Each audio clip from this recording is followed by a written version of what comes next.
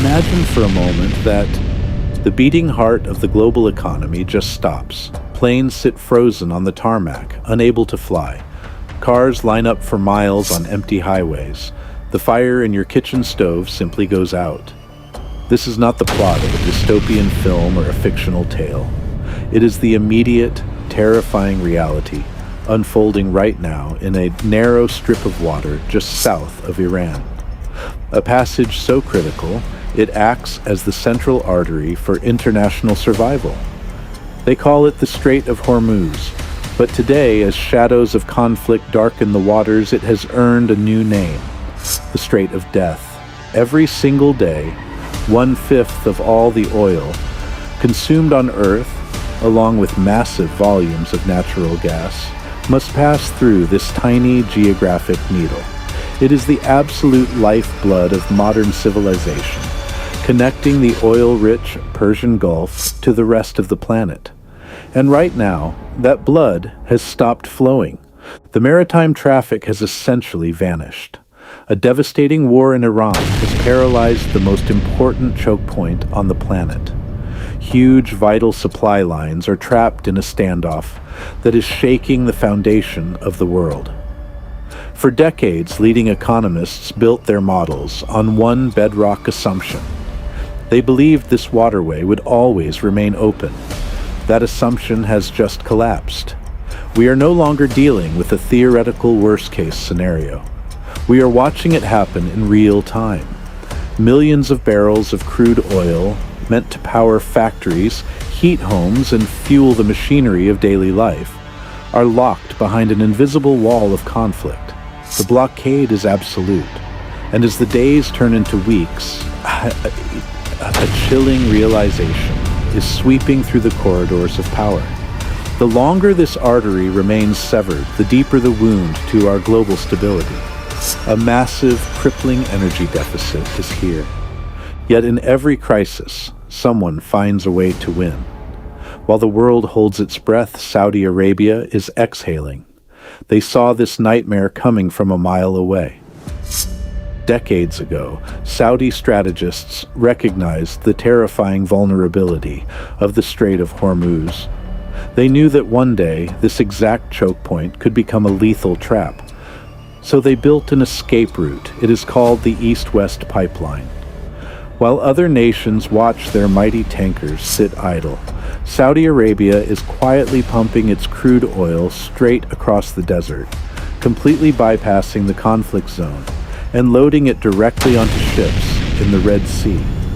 They cannot move absolutely everything, but they are successfully exporting nearly 4 million barrels every single day through this back door. It is a masterstroke of geopolitical survival and forward planning. They are the clear relative winners in this paralyzing blockade. Their immediate neighbors, however, are not so lucky. Look across the Persian Gulf. Nations like Iraq, Kuwait, and Qatar are completely boxed in. They possess some of the most vast, lucrative oil reserves on the surface of the earth. But without the Strait of Hormuz, they have absolutely no way to reach the global market. They have no secret pipelines, no alternative routes. They are trapped. Because their ships cannot leave, these nations are being forced into the unthinkable. They are physically shutting down their oil production. Their economic lifeblood is backing up into the desert sands. The blockade has turned their greatest natural asset into a worthless ocean of trapped energy, resulting in a total production halt for these countries. The contrast is brutal and undeniable. One nation continues to sell, while the rest of the Gulf is slowly suffocating behind a wall of geopolitical tension. And then there is the shockwave radiating thousands of miles away. Deep in Moscow, the Kremlin is watching this crisis unfold with quiet satisfaction. For Russia, this disastrous blockade has delivered an extraordinary financial windfall. Before this conflict began, international pressure forced Vladimir Putin to sell his crude oil at a heavy discount. He was paying a severe penalty price just to find willing buyers. Not anymore. The sudden, violent strangulation of Middle Eastern oil has sent global prices skyrocketing. Suddenly, a desperate world no longer cares about penalties or optics. They just want energy. The massive discount on Russian crude has been completely erased. Everyone is rushing to buy whatever they can get their hands on. For the Russian leadership, it is as if Christmas came early. The conflict has inadvertently crowned them as the clearest short-term victors of this global chaos. But what about the economic giants? What about China? Beijing imports about half of its total oil right through this very strait. For years, they enjoyed a sweetheart deal, buying cheap, heavily discounted Iranian oil. Now that supply chain is severely threatened. It is a massive gut punch to the Chinese economy.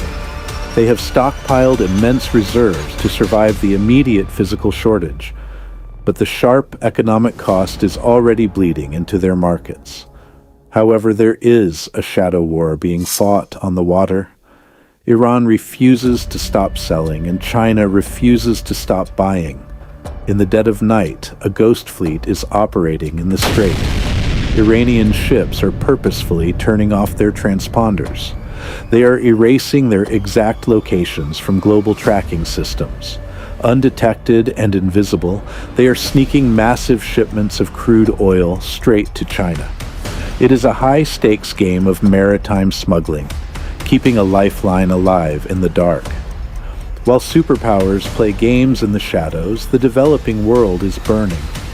Look at India. Unlike China or the United States, India does not have massive strategic oil stockpiles hidden away. They are completely terrifyingly dependent on the flow from Hormuz. And for them, it is not just about gasoline for cars. It is about human survival. Families cook with liquefied petroleum gas, or LPG. That cooking fuel comes directly through the blockaded strait. With the ships stopped, India is facing an acute, immediate crisis.